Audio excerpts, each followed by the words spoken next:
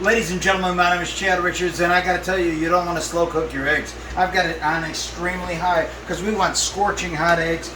As long as you move them nice and fast and stay consistent with how you're flipping your French toast, your bacon is going to turn out just fantastic. Now, I got to tell you, folks, that I feel like the stores in my neighborhood have the security tags on the bacon because they are alarmingly hot when you cook them right.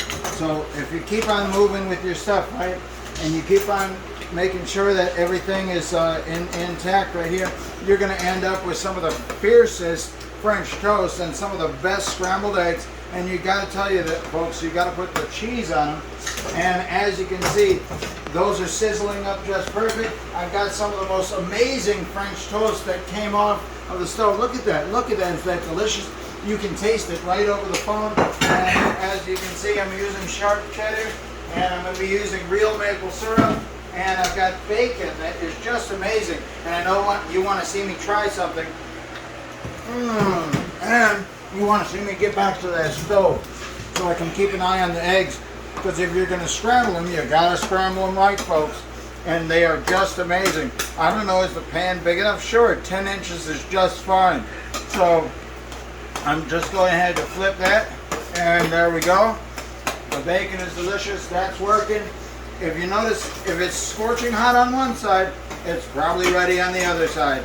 And ladies and gentlemen, that French toast is ready to go. And the best way to deal with it, right, is to go ahead and put 3 French toasts on each plate. And keep an eye on your pan because it needs to come off the stove. The burner needs to turn off. And go ahead and put some cold water on it immediately. And you hear the bacon sizzle. And it is just sizzling right there, folks. And I'm going to come right back over here. Remember, you don't want to slow cook your eggs, and you don't want to stop paying attention to them because you want to have some of the best scrambled eggs in America right here off of your stove. And if you notice, they're nice and delicious. We're going to go ahead and flip them, flip them, flip them, flip them, flip them. All right. Now, when you were a kid, if somebody said to you, "Are you just playing with your food?" Well, no. I'm not playing with my food.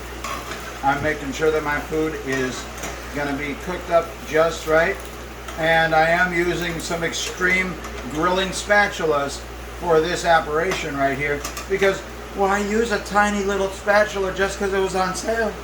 All right, so you got to use your grilling kit on the stove.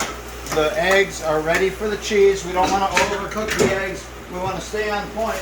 So we get the cheese ready and we get that back over the stove. Now this is a Ziploc container that has the zip area mislabeled because I tore on the dotted line and it didn't reach the Ziploc so I could pop this baby open. Now I know what you're thinking. I am putting the cheese on here. I'm making sure to turn off the burner. So I'm just going to let it continue to cook with the heatness of the pan.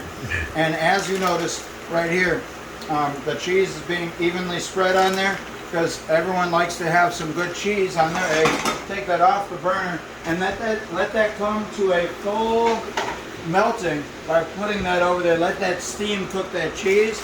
And this is going to be absolutely amazing, folks, because as you can see, I've got not one, but 2 plates. I've got bacon that's ready, and as you can see, folks, it's just a matter of moments before this cheese gets fully melted because it's getting its fun from the heat that is contained in the pan. It's very hot. I'm not going to touch it. I'm not going to touch it because I'm not going to make sure that it's good until it's really good.